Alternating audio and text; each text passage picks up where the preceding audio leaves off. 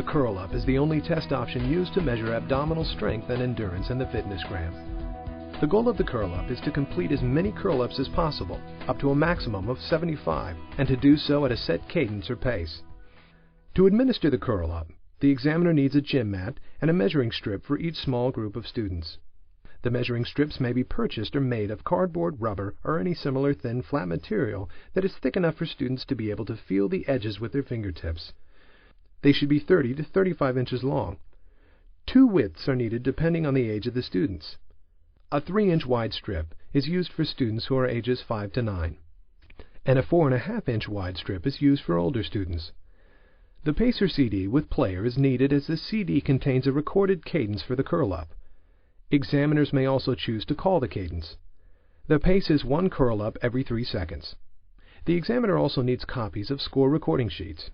The examiner will organize the students into small groups for the curl-up. The size and number of groups will depend on the number of students. The examiner can accurately monitor and record the scores. Before the day of the test, students should be provided with opportunities to practice the curl-up. These practice opportunities should include the use of the cadence CD. The warm-up is important to performance on the curl-up. Remember, the goals of the warm-up are to prepare the body for the activity, improve performance, and reduce injuries. Prior to the beginning of the curl-up, the examiner needs to ensure that each student has a partner. One student will perform the curl-up, while the partner will help the examiner watch for form breaks. The student performing the test lies with his back to the mat and face looking up. The knees are bent at a 140-degree angle, with feet flat on the mat, legs slightly apart. The arms are kept straight and parallel to the trunk, with the palms of the hands resting on the mat. The fingers are stretched out and the head is in contact with the mat. Once the student performing the curl-ups assumes the correct position, the partner places the measuring strip on the mat and under the bent legs. The measuring strip is moved so that the fingertips are just touching the nearest edge of the strip. The audio CD cadence will indicate up, down, and the number of curl-ups completed. With the pace called on the CD, students are signaled to start and perform each curl-up slowly. We'll begin the curl-ups now. Ready? Begin. Up, down, 1, up, down, 2. Movement up, should start with a slow down, curling up 3, of the upper spine. Up, down, 4, up, The fingers should slide across down, the measuring 5, strip up, until the fingertips reach down, the other edge 11, of the strip. up, The student then down, slowly 7, curls back down up, until the head touches the mat. down, 8. Heels should be up, kept in contact with the mat at all down, times, 9, and movement should be up, slow and continuous. down, The 10, protocol is quite up, different from the familiar and fast-paced sit-ups. 11.